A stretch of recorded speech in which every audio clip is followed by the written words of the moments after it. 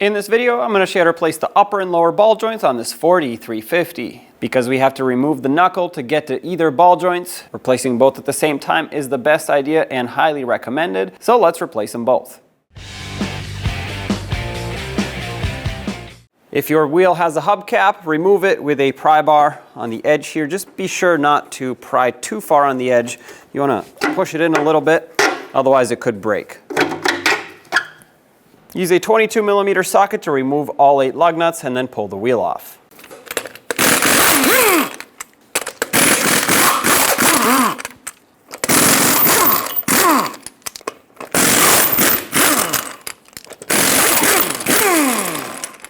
And remove the wheel. Let's start by disconnecting the ABS wire from the brake hose so we can get a little bit more slack in it. Use a 21mm socket, remove the 2 mounting bolts that hold the caliper and bracket assembly onto the knuckle. With this one out, leave it in a couple threads.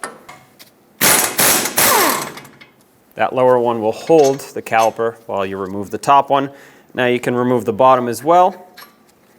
Take the caliper and just set it up right on top of the upper ball joint here. Let's remove the outer tie rod from the knuckle. Use some cutters or pliers to remove this cotter pin. You don't want to reuse these, even if they look like they're in good condition. So as soon as you take it out, discard it. Now use a 21mm socket and remove the mounting nut. Use a large hammer, tap on the knuckle right here. Pay attention to your boot so you don't damage it, and that should break the stud free from the knuckle. There we go. Take that out, set it aside. Use an 8mm socket or wrench and loosen up and remove this ABS wire bracket.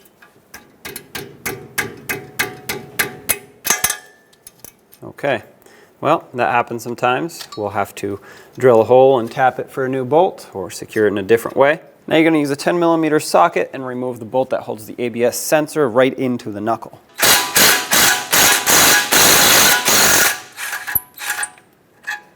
I'm going to spray this sensor with some rust penetrant at this point. With pliers, I'm going to very carefully and gently grab onto it, twist it back and forth in hopes of breaking it free. So I'll pull on it at the same time so that when it does break free, it can pop right out. There it is. Set that aside. For the top ball joint, we have a pinch bolt. I already soaked this all down in rust penetrant. So take a 15mm socket, try to work this out slowly. You don't want it to snap in here if it's stuck, so take it slow. Work it back and forth if needed, and you could also apply a little bit of heat.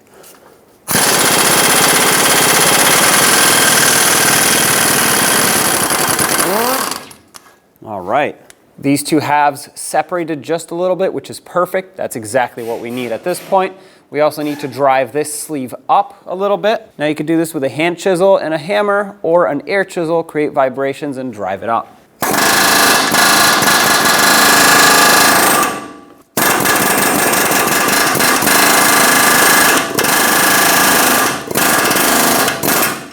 I know it can come out, so I'm going to tap it down just a little bit. I don't want this all to fall apart before I'm ready to take it off. And our next step is going to be removing that lower ball joint nut. This one has a cotter pin. Straighten it out. Pull it through. Use a 28mm socket and remove this mounting nut. Get that rust penetrant worked into the threads. And I don't want to get my tool stuck in here, so what I'm going to do is just take some pliers and unthread this the rest of the way.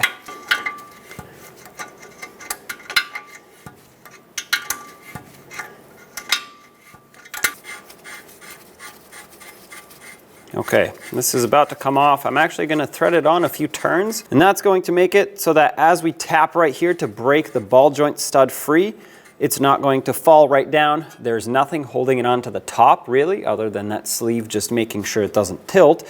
So this is the only basically safety that we have here. So I'm going to leave it on like this, and let's tap it with a large hammer right here. There we go. Support the knuckle, unthread the nut, and pull it down. We have our knuckle on the bench. We're gonna first press out the lower ball joint. Then that's gonna give us plenty of space to press out the upper, put the upper back in, then the lower back in, and the knuckle back on the van. The lower ball joint has a snap ring. Make sure you have some strong snap ring pliers. Expand it, take it off. Keep in mind these sometimes can go flying. So try to be careful. There we go. At this point you can use a hammer or a ball joint press and press this out going upwards. This is my setup, a receiving cup on the top, the ball joint press pressing on the bottom. Let's press this out.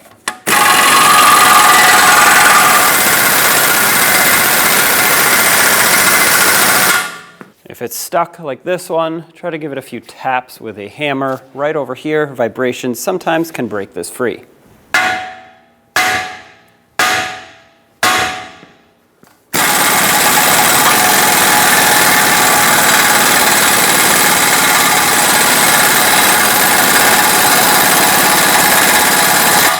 Okay, it moved a little bit. Let's tap it again.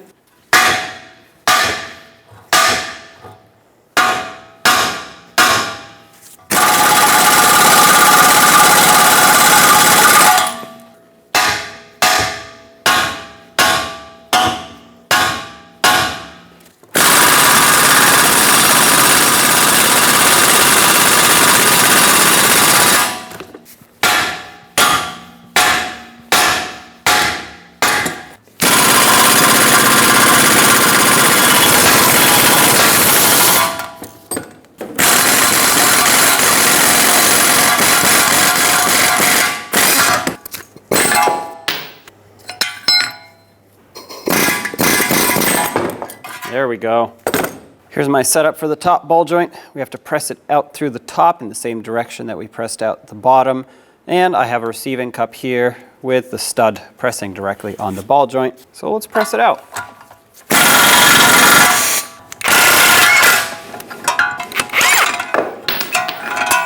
Well, there it is. At this point, it's important to clean inside of where the ball joints mount. That way, when the new ball joints go in, they have a nice clean surface to bond to. And I'm going to, after cleaning, put just a little bit of anti-seize. You can put grease or whatever you have. That way, it prevents corrosion from building up in the future. Take the upper ball joint and remove the boot. We cannot be pressing on the boot or on the stud, so this has to come off. We're going to press with a cup right here on this lip until it seats flush. Once it's installed, then we can put the boot back on. I'm going to apply just a light amount of grease. Like I said earlier, I want to prevent corrosion from building up, and this will help the ball joint seat a little bit better. I'm going to put a little bit on the ball joint as well for the same reason. Take the ball joint, slide it into the knuckle, find a cup that fits over nicely, and just tap it in to secure it temporarily.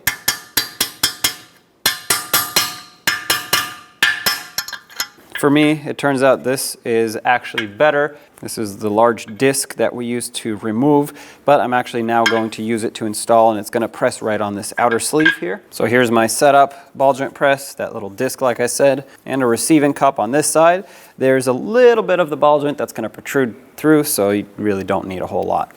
So let's press it in.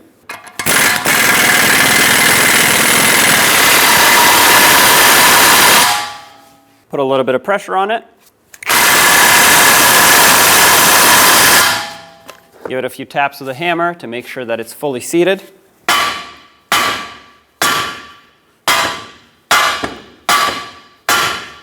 And release your ball joint press.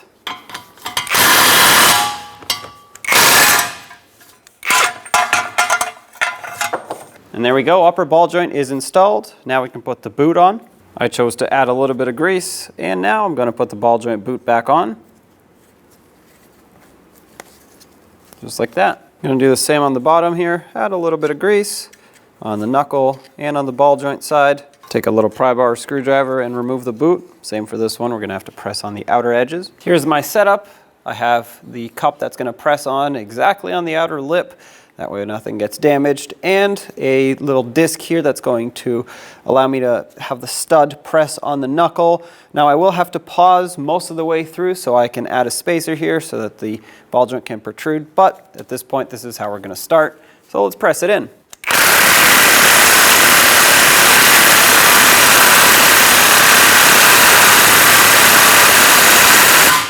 I'm going to stop right here, add that spacer. So far everything is going nice and smooth though. Everything is going in straight. You want to make sure that it's not going at an angle. That would not be good. Okay, keep on pressing.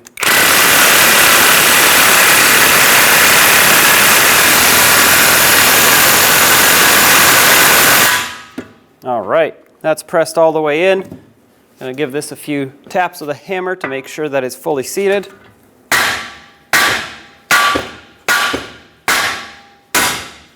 Remove the ball joint press. Remove your adapters. Now we have to put on a new snap ring. Should be provided with your ball joint. Line it up. Stretch it over with your snap ring pliers. And make sure it's fully seated in here. Now on the boot side, same thing. I'm going to add some grease just like on that upper ball joint. And then reinstall my boot. I'm going to use this cup to help me press it on evenly. Once it pops on and is secured, right there, that's perfect. Now on the van side, let's apply a little bit of grease to the area where that sleeve was. I finished punching it out completely after the knuckle came off. This will just prevent corrosion from happening in the future. A little bit right in between the two halves here. Once again, trying to prevent as much corrosion as possible. Now you're going to take that sleeve, press it right down in here. Don't punch it in completely yet. And add a little bit of grease to the inside of the sleeve as well. It's time to put the knuckle back on. It's great to have an assistant to help you put on the mounting nut as you lift this up, since it is very heavy. Line up the two ball joints and press it up.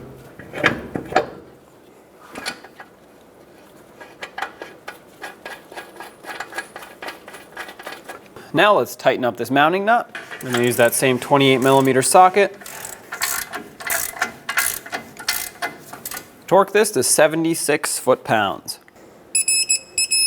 This being a castle nut, we have to make sure the slot lines up. If it doesn't, continue tightening to get it to line up and never loosen this. Mine is very close. I could probably put the cotter pin through, but it looks like I'd have to just go a little bit more to get it perfectly centered, so I will. There we go. Now let's put that cotter pin through. What you can also do if you just cannot get it to line up is loosen up the nut, and then you can take a flathead screwdriver or a pry bar and turn the stud to make it easier to get this lined up. Get your cotter pin through, and we're going to bend it over to lock it in.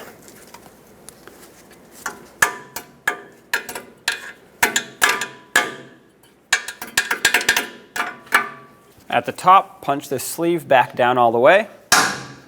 Take the new bolt that is provided with the ball joint, and if the bolt doesn't go in, that means this sleeve is just a little bit too low. So with the help of a pry bar or chisel, bring it back up just a little bit. Snug it up. The torque on this one is going to be 111 foot-pounds.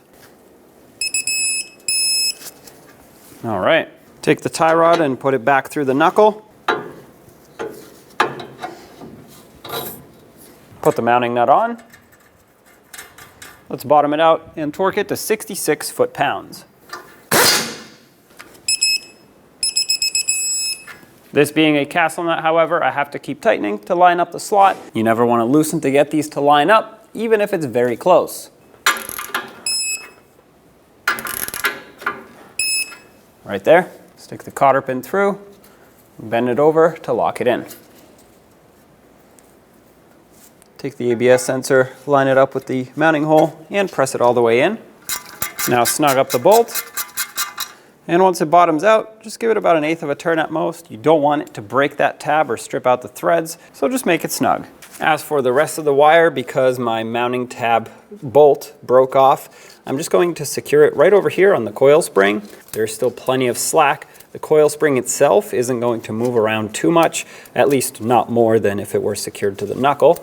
So I'm going to wire tie it over here, and this avoids having to drill and tap into the knuckle.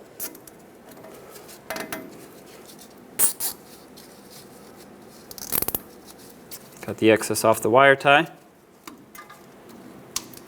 Use a clean rag and some brake parts cleaner to wipe off the entire braking surface on the rotor, since we had a lot of grease and oil flinging around here from doing the ball joints and of course grabbing the rotor. You don't want any of this to stay on the rotor. That's going to contaminate the pads and affect braking.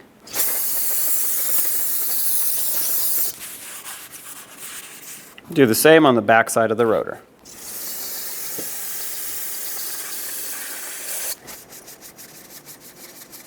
Now let's take the caliper and bracket assembly with the pads, slide them over the rotor, have one bolt ready to start it in so that you can let go. Once that's in, start in the lower one. Snug them both up. The torque for these is 195 foot-pounds.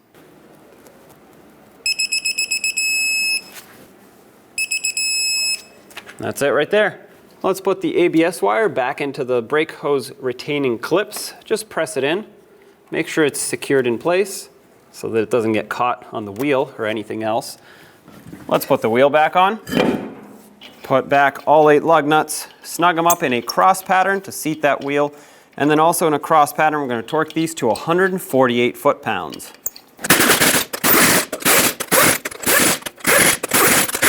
148 foot-pounds in a cross pattern. Here we go.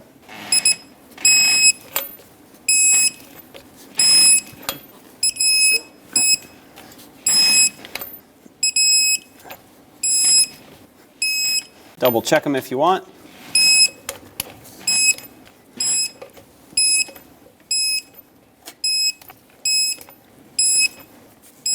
There you have it. Now install the hubcaps if your vehicle had some.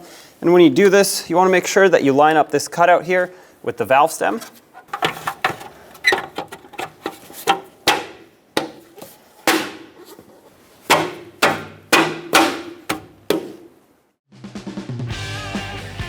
When only the best will do, demand TRQ.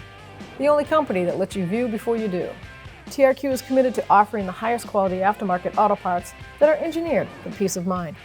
Thanks for using and viewing with TRQ.